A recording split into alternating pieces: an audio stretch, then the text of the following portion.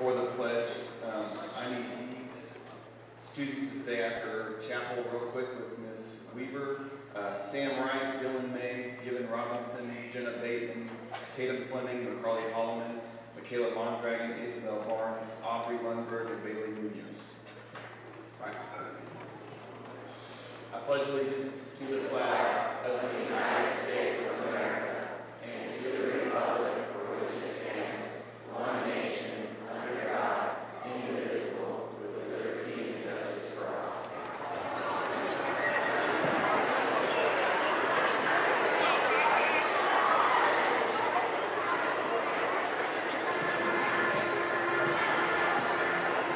Today we're going to look at the story of Gideon in Judges chapter 6 and see how his story teaches us to overcome our fears. Fear, of course, is a common experience for us. The other day I saw a list of the most common phobias. There were the usuals on there: arachnophobia, the fear of spiders; ophidiophobia, the fear of snakes; coulrophobia, the fear of clowns. But then there were some unusual ones like octophobia, the fear of the number 8. I'm not really even sure what that means, or tocophobia, the fear of pregnant women. And there's a new one they've come up with, nomophobia, which is a fear of being without your phone. And I know some of you just now reached out to make sure that your phone was there, because that's like, you couldn't imagine life without it. Well, maybe you've got a more serious fear. Maybe it's a fear of the future. That you worry a lot about what the future holds. Maybe your parents dying, or getting cancer, or losing a job. Maybe you're afraid of sharing Christ with others, or being rejected by your friends if you make a certain decision or take a certain stand. We all experience fear, and Gideon's story tells us how to face fear and overcome it. But you know, it does so in a very interesting way. It does so by introducing us to somebody who was decidedly not brave. In fact, a man who was downright cowardly. Judges 6. The people of Israel have again wandered from God. So God has raised up the Midianites, which is one of those groups of Canaanites that were still in the land, raised up the Midianites to afflict them.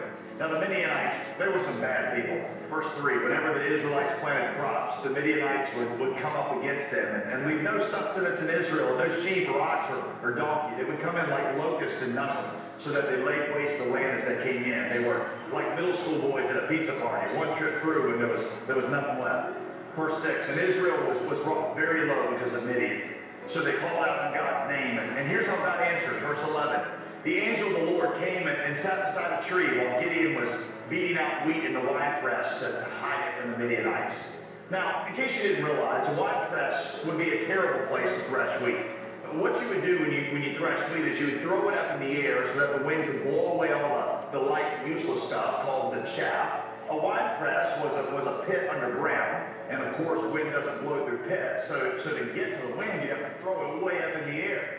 Gideon is doing this because he's scared of the Midianites. He doesn't want to be seen, so he's hiding in a pit so that if they come by, they won't be able to see him. The point is, Gideon is not some kind of defiant, courageous superhero. Verse 12, and the angel of the Lord said to him, the Lord is with you, O mighty man of valor. Now, if this story were being done as like a stage play, when the angel says this to Gideon, the audience would wax. I mean, he's hiding in a hole, threshing wheat, for goodness sake. Well, is God mocking him? Well, not really.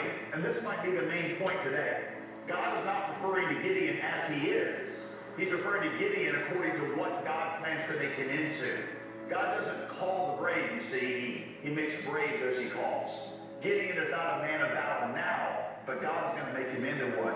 You see, this is the good news of the gospel. When God calls us, he doesn't see us or define us by the condition we are in. He sees us and calls us according to what he has predetermined to make us into in Christ. Isn't that good news? God looks at us when we're a mess, and he declares us righteous, pure, courageous, saints, overcomers. This may not be what you are right now, but it's what God will make you in Christ. Well, God then reveals to Gideon his plan of delivering Israel, but watch how Gideon responds. Verse 15, and Gideon said to him, please, Lord, how can I save Israel? Behold, my clan is the weakest in Manasseh, and I am the least in my father's house. In other words, God, who am I? I'm an insignificant person with an insignificant background, and in case you can't see, God, I'm hiding in a hole, for goodness sake. Verse 16, and the Lord said to him, but I will be with you. You see, that's God's one-line answer for fear anywhere in the Bible. You will strike the Midianites, he says, as one man. In other words, you'll take them out like they're one scrawny little guy. Verse 25, God tells Gideon to first pull down the altar to Baal that's in the city square. So Gideon took 10 of his servants, verse 27, and did like the Lord had told him. But because he was too afraid of his family and the men of the town to do it by day, he did it by night. He snuck in at night, in other words, when nobody could see him. Again, this is no great man of valor yet. Interestingly, God doesn't rebuke Gideon for his cowardice, though, because obedience is always more important to God than bravado. And you're going to see that several times play out in Gideon's life over the next couple of sessions. Well, next morning, back to the story. Next morning, everyone gets up and says, "Hey, what happened to our God and the idol?" And somebody says, "I know, Gideon did this." So a bunch of them say, "Well, let's go kill Gideon." Verse 31, but Joash, who was Gideon's father, said to all who stood against Gideon, "You know, if Baal really is a god, then let Baal fight for himself." Verse 32, therefore on that day Gideon was called Jerubbaal, which literally means in Hebrew, Baal. But what's the humor in this? A small, cowardly guy who was hiding in a hole at the beginning of the story has now got the nickname the defeater of the gods. After this, verse 33, the Midianites launched a massive assault on Israel, at which point the angel of God appears to Gideon again and tells him he wants him to mount a full-scale resistance. Gideon says, but God, the Midianites are powerful. How can I be sure that you'll really fight with me? And before God can answer, Gideon comes up with his own idea. He says, I'll tell you what, God, to prove that you're with me, I'm going to put out this animal skin, a fleece, on the ground. If you're really with me, then in the morning, let that fleece be wet and the ground around it be dry. Verse 38, and it was so. When he arose early the next morning and squeezed the fleece, he wrung enough dew from the fleece to fill it in a bowl with water. Then Gideon said, well, wait a minute, God, that was too easy. What I meant to say was, let the fleece be dry and the ground around it be wet. That'd be more convincing. Well, very patiently, verse 40, God did so that night, and only the fleece was dry, and on all the ground there was dew. All right, so what can we learn about courage and calling from this story? Number one, God doesn't call the brave, God makes brave the call. Romans 4:17 explains that faith is believing that what God says is going to be true, even when it doesn't look like it's going to be true. Abraham showed faith when God told him, when he was a childless octogenarian, that he would be the father of many nations. Moses showed faith when God told him, who was an outcast with a speech impediment, that he would be a leader whose words moved the nations. Gideon shows faith when God tells him, a coward hiding in the hole, that he would be a mighty man of valor. God does that with you also. He speaks to us, even when we are messed up in our sin with all kinds of problems, and he calls us saints and world overcomers in Christ, because that is what he will make you and me into. The question is, are you and I going to believe it? God doesn't call the brave. God makes brave the call. He doesn't appoint the equipped. He equips those he's appointed. If you're waiting on God to give you all you need before you'll obey, then you'll never start. Take that first step in obedience and watch God equip you.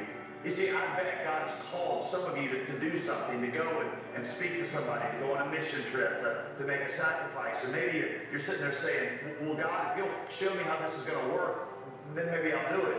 And God responds, you take the first step in faith, and I'll make you walk on water. Number two, courage is not the absence of fear. Courage is following God in the midst of fear. God's one-line answer to fear and a sense of inadequacy is, but I am with you. Ask yourself, how would your outlook on life change if you really believe that? Because you know, that's what God has said to you also. Hebrews 13:5, I will never leave you or forsake you.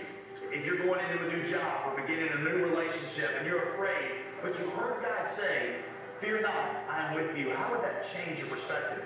Or maybe you're scared because you feel alone, but you heard God say, I am with you. How would that change you? Or maybe you're worried about the future, or you're dealing with a problem in your marriage or in your home, or maybe you're trying to work up the courage to share Christ with somebody, and you hear God say, don't be afraid, I am with you. How would that change your perspective? You see, the antidote to fear is not courage. The antidote to fear is trust and a willingness to take that first step of obedience. Where trust exists, fear subsides. But then that leads to this question. How do we know that God's with us? I mean, how can we be sure? I mean, that was Gideon's question, right? How can I be sure you're with me? Number three, the cross is our wet fleece. Gideon asked God to prove that he was with him by making a fleece wet when the ground was dry. Now, let me just say, this idea of putting a fleece out to get God's direction has probably been more misused than just about any other Bible passage. We give God these random litmus tests to prove that he wants us to do something. I will admit, I've done it. When I was in college, I remember saying, God, if I'm supposed to ask this particular girl out, then make this shot go in. I'll throw up a three-pointer and see if it went in. But that's not the point that's being made here. Now, I'm not saying it's always wrong to ask for confirmation of our decision, but that's not the main point of this fleece story with Gideon. What Gideon is really asking here is, God, how do I know that you're really on my side? How do I know that you're really with me? And for that, you see, we've got something much better than a wet fleece. We have the cross of Jesus Christ. The cross shows us God is for us and proves to us that God will never leave us. And that's what gives us courage. Perfect love, the Apostle John says, drives out fear. With God's perfect love to control my life, what else is there to be afraid of? I mean, Moses declared it in Numbers 23, because God is with us, there's no sorcery that can succeed against us. In Psalm 56:11, David says, in God I trust, I shall not be afraid. What can man do to me? Paul says in Romans 8, if God is for us, then who can be against us? You see, you and I have something much better than even what Gideon had. He didn't have a wet fleece. We've got the cross of Jesus and an empty tomb to prove that God is really with us and will never leave us. So here's my question. Are you experiencing the courage that comes from knowing that God is on your side? You see, you can only get that by surrendering yourself fully to God's purposes and taking that first step. Next time, we're going to find out the incredible things that happened to Gideon when Gideon does this, and what will happen to you when you do it also.